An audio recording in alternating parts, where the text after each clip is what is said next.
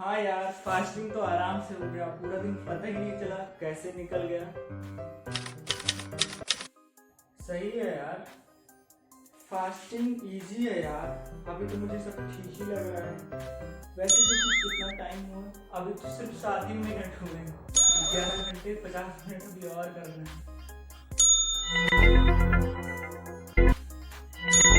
All my friends are toxic, ambitionless, so अगर कोई सबसे इफेक्टिव तरीका है शरीर को बीमारियों से बचाने का तो वो है फास्टिंग। पुरुष हो या महिला, बड़े हो या छोटे, अगर आपने कभी भी फास्टिंग को नहीं ट्राई किया तो इस वीडियो को एक बार जरूर देखें। क्या होता है जब आप फास्टिंग करते हैं, आयुर्वेद और मॉडर्न साइंस का क्या टेक है फास्टिंग के बारे में, मेरी पर्सनल फास्टिंग रूटीन क्या है उपवास करने का सही तरीका या कहा जाए प्रैक्टिकल तरीका। इस वीडियो के अंत तक सभी सवालों के जवाब मिल जाएंगे। तो आइए बिना किसी देरी के शुरू करते हैं। Welcome to liberal fitness. Fasting की बात की जाए तो ज़्यादातर लोग डर ही जाते हैं। उपवास और भूखमरी में जमीन आसमान का फर्क होता है। फास्टिंग इंटेंशनली होता है जबकि स्टारवेशन फोर्स्ड की जाती है। भूखमरी में लोगों को कुछ नहीं पता होता उन्हें कब और कहां से खाना मिलेगा, या यह जनरली अकाल पड़ने पर ही होता है। उपवास में खुद की इच्छा से खाने से दूर रहते हैं, एक पर्पस के साथ कि बॉडी को अंदर से हील करना है। बस यही स्टेट ऑफ माइंड फास्टिंग को हेल्दी बनाती है। सदियों से अलग अलग कल्चर में हेल्थ और स्पिरिचुअलिटी के लिए फास्टिंग को प्रैक्टिस किया जाता रहा है। मुसलमान रमजान के में उपवास रखते हैं, हिंदू धर्म को मानने वाले नवरात्रि में फास्ट करते हैं और बौद्ध भिक्षु दोपहर के बाद खाना नहीं खाते। फास्टिंग नेचुरल है, ये कोई इत्तेफाक की बात नहीं है कि जब हम बीमार होते हैं तो हमारी भूख बहुत कम हो जाती है। ऐसा ही जानवरों के साथ भी होता है।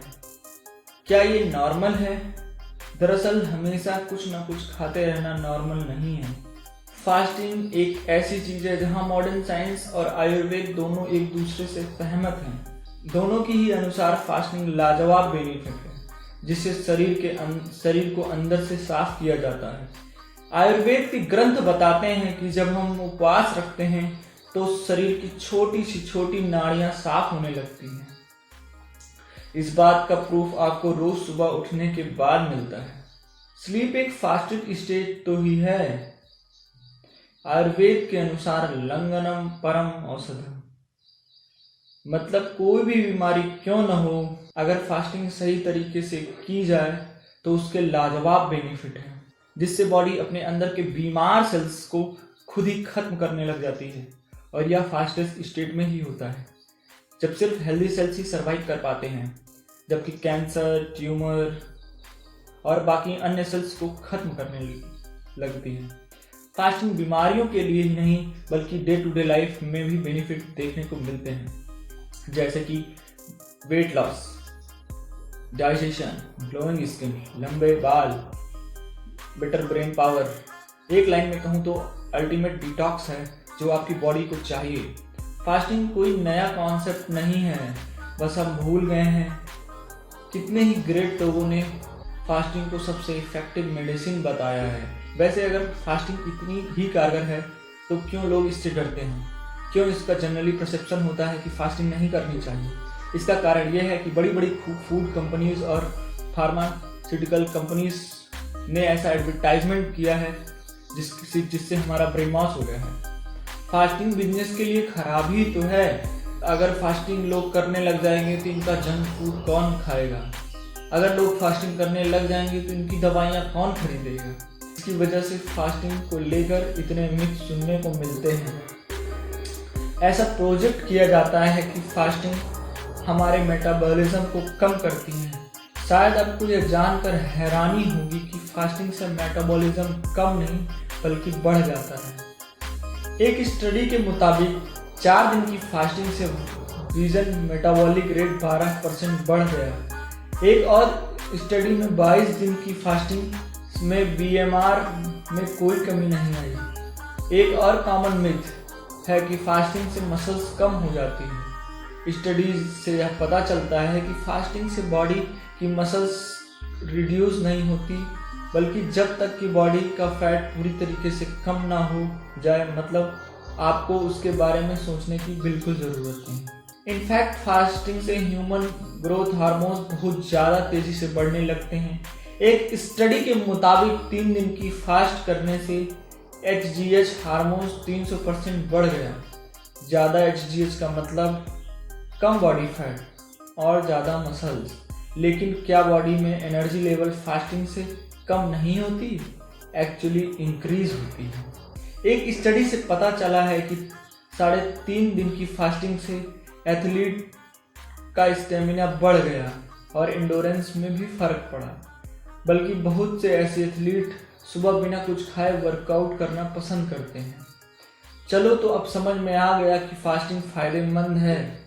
अब यह देखते हैं कि फास्टिंग करने का सही तरीका क्या है, या कहूँ प्रैक्टिकल तरीका क्या है। फास्टिंग डिफरेंट लेवल्स हैं और आप वही करो जिसके साथ आप से ज़्यादा कंफर्टेबल हो। एक दिन के लिए रोटी चावल को बाकी ग्रेन जैसे बेसन, बाजरा, साबूदाना से रिप्लेस करके देख लो।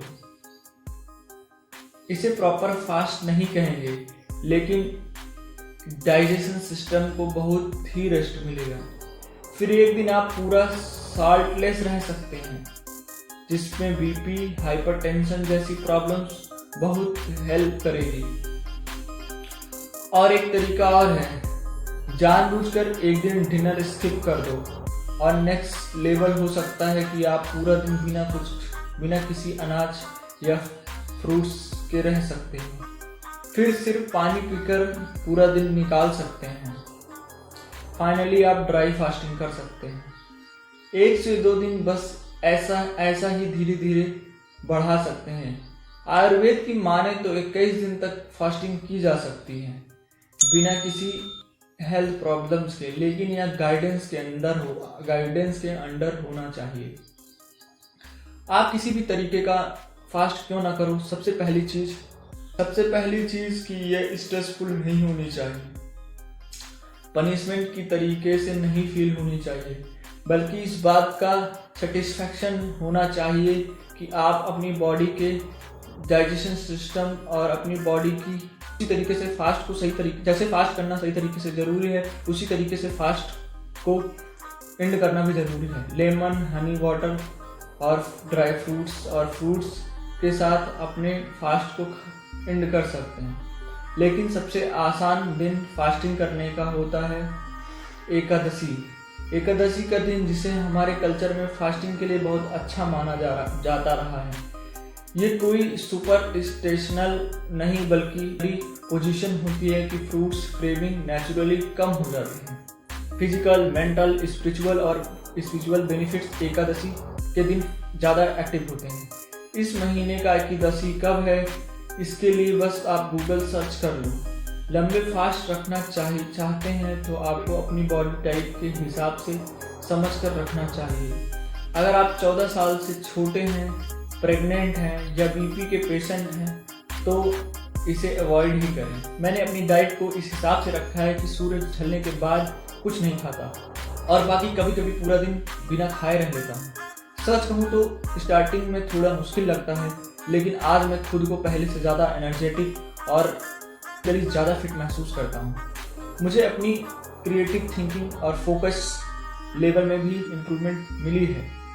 बाकी मैं रोज़ सुबह बिना कुछ खाए वर्कआउट करना पसंद करता हूँ। ऐसी टिप्स जिसकी वजह से आपको फास्ट करना काफ़ी आसान हो जाएगा। गर्म पानी, पहला तो गर्म पानी। जब भी आपको थोड़ी बहुत भूख लगे आप गर्म पानी पी सकते हैं। भूख एक ऐसी वेव्स की तरह होती है कि अगर आपको रोजाना 7 बजे भूख लगती है तो अगर आप उस समय कुछ नहीं खाते तो 7:30 और 8 बजे के बीच भूख खत्म हो जाएगी। तीसरा, अपनी बॉडी को 1-2 महीने तक फास्टिंग से यूज होने दें, उसके बाद आपके लिए फास्टिंग करना बहुत ही आसान हो जाएगा। फाइनली और सबसे इफेक्टिव यही है कि छोटे छोटे स्टेप्स लो, एक साथ बड़े स्टेप्स लेने की कोई ज़रूरत नहीं। एक ही बार में लंबा फास्ट नहीं करना चाहिए। कभी कभी हमारी हेल्थ प्रॉब्लम्स का सलूशन कुछ खाने में नहीं बल्कि खाने से दूर रहने में होता है। सोचो अगर आप साल के 365 दिन आपको ऑफिस जाना पड़े, यही हालत हमारे पेट की और डाइजेशन सिस्टम की भी हो जाती है। फास्टिंग सिंपल है, फ्री है, बट मैं ये नहीं कह रहा हूँ, फास्टिंग करने के बाद ये आप खुद कहेंगे। वीडियो हेल्पफुल लगी? अगर हाँ तो प्लीज़ एक लाइक ज़रूर कर देना।